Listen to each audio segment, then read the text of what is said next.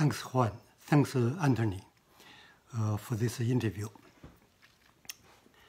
Anytime if I talk on my art, I have to tell people about my life in both China and here in the America. I was born in 1943. In this case, I'm even 6 years older than New China. I got my completed education in China, but the so-called completed education in another word means completely brainwashed.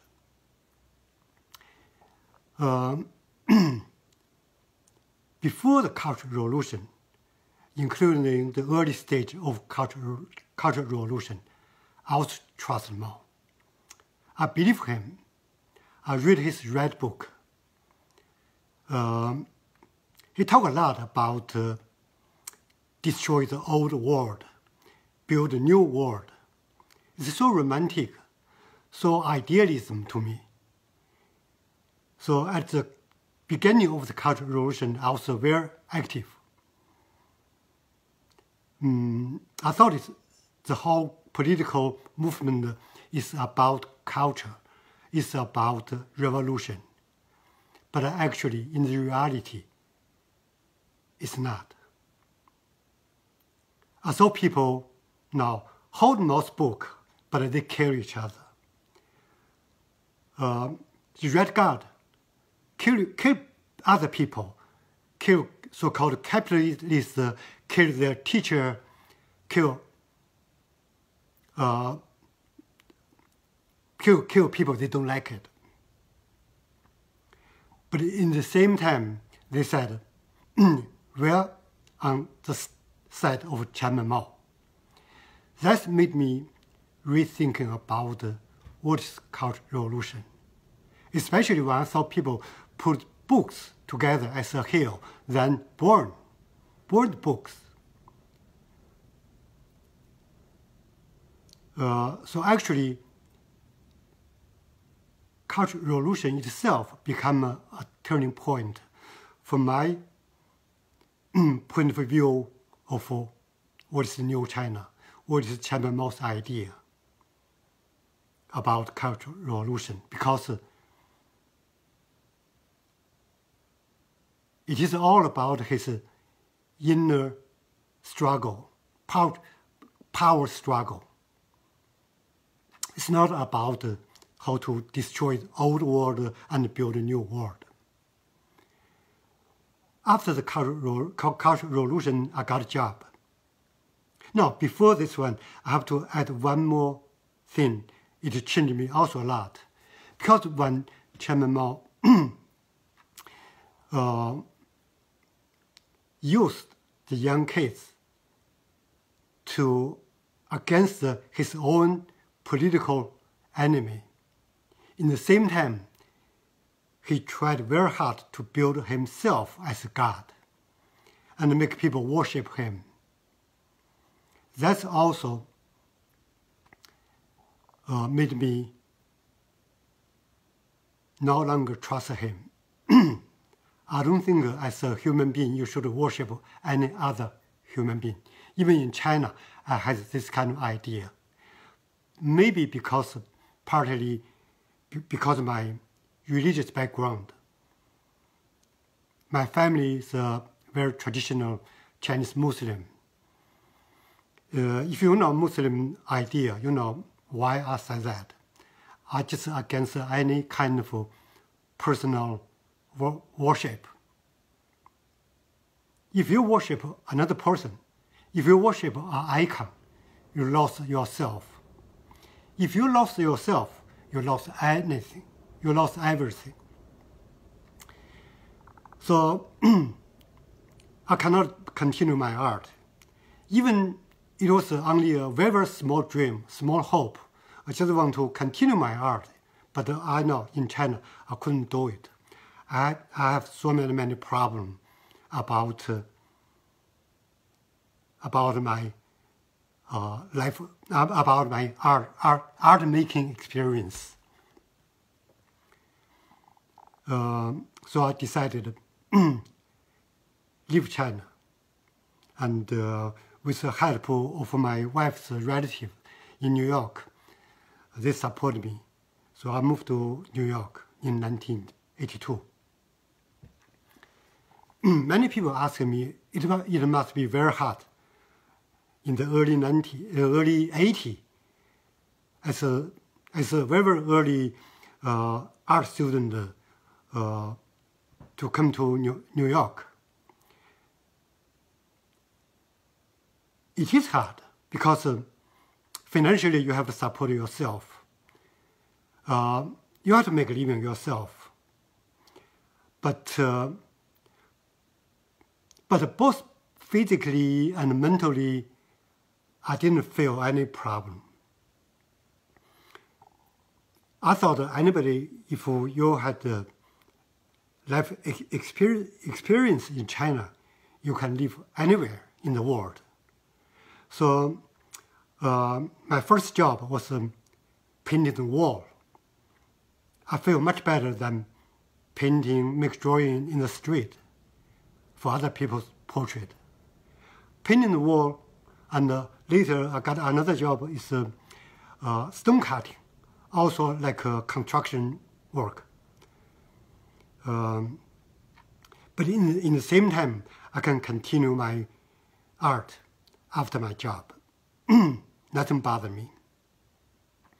So this kind of freedom to me is so important. I just feel the bird get out from a bird cage. So anytime people asking me, oh, how hard, how difficult for your early life in New York, I really have no idea how to tell people how difficult to me. I enjoyed it very much because in the same time I went to museum. I have so many friends that talk to each other. I went to school called Art Student League in New York. There's so many young kids from other countries. So I just have another feeling about what is art. What is the relationship between you and other people? What is the best understanding to each other, which is communicate, which is exchange idea. So that made me feel so excited with my early life in New York. Also, I had another experience from my early life about my art. First time I went to Metropolitan Museum, I was confused from Andy Warhol's huge portrait of Chairman Mao. Because in China, there's a huge portrait of Chairman Mao in Tiananmen Gate, but nobody considered this is art. It's only like a shengxiang, like a goddess image for people to worship. But Andy Warhol's Chairman Mao, to me, it doesn't like a creative work, just like just exactly like a official Mao's image. And even it's not painting, it's like a print with few brushes work by himself. But it's showing in the biggest museum in the world. I was so surprised. I didn't understand. But in the same time, it gives me an opportunity to learn why Andy Warhol is so important for many people, but not for myself. So I went to study, I went to library, I went to more museum to see Warhol's work. I know more and more about his concept. Even I still don't think his work is that important, but his concept is very, very interesting. To delete the boundaries in between icons and any portrait, any other, to delete the boundaries between icon image and normal people's image, to delete the boundaries between high and low. That's influenced my later work about my Mao series, about my East-West combined oil paintings.